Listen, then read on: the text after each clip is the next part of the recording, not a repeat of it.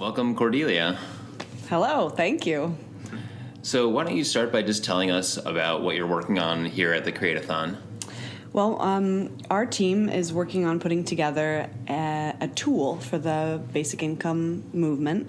We would like to make some kind of a tracker that measures public opinion about basic income in the U.S. Both awareness and people's perception about basic income, attributes that they associate with basic income in a positive way, and attributes that they maybe think in a negative way, and also as an aspect, if we manage to sort of figure it out, would be a resource for basic income activists to be able to test their messaging. So looking at different demographics and locations in the U.S., we think there's going to be a wide difference in reaction. Sure. Yeah. And that some messages that really appeal and resonate with some groups might have the opposite effect with other groups, and it would be beneficial to the movement to be able to test that on a small scale before putting effort and money into that. Okay. And we'd like especially the tracking part to have like a long-term perspective, so we can see now where we are with how many people in the U.S. are aware of the concept, and where we'll be after 10 years of activism. Mm-hmm. Yeah, great. So what motivated you to take on that project? Was there particular past experiences or some particular line of thinking that made that really resonate as something that was needed in the space? Well, I don't know if it already exists, but my thinking, I'm born and raised here in California, and my husband's Norwegian, and we lived in Norway for the past 13 years. And that's a really long time. I know the culture very well. I speak the language. I worked in advertising there and in marketing, and I had my own businesses, and we had our child there, and yeah. So when we moved back now this summer, right before the election, I was starting to see really a lot of course, real differences from Norwegian culture to American culture, naturally.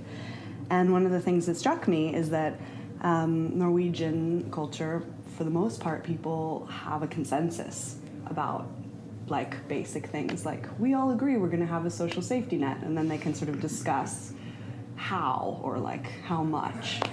But in the U.S., it seems like we don't all agree on even really basic issues, like should we all have health care, or should we have a social safety net?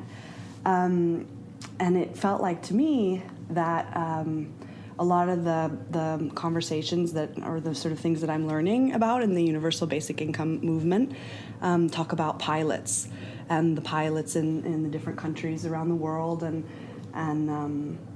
a lot of the pilots measure behaviors. When you give people money, what do they do?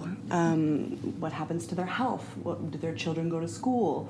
Are they able to improve their sanitation? Are they able to invest in a tractor or some sort of entrepreneurial venture?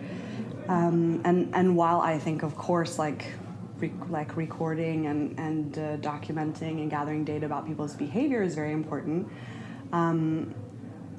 sort of looking at the difference between American perceptions about safety nets and sort of the rest of like European perception about safety nets made me start to think, I hope we also as a group of activists are measuring people's perceptions and not just behaviors.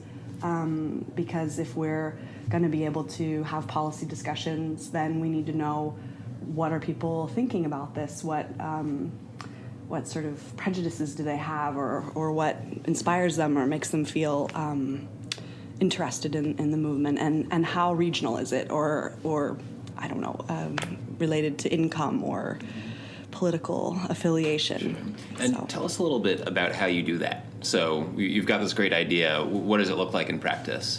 Well, that's what we're trying to work on today. So there's a lot of really talented people from different backgrounds, and we've been, working the whiteboard and trying to see what, like mapping out what free services there are available, what paid services there are available, how much would it cost over the long term. So we're doing a lot of information gathering on that right now. Mm-hmm.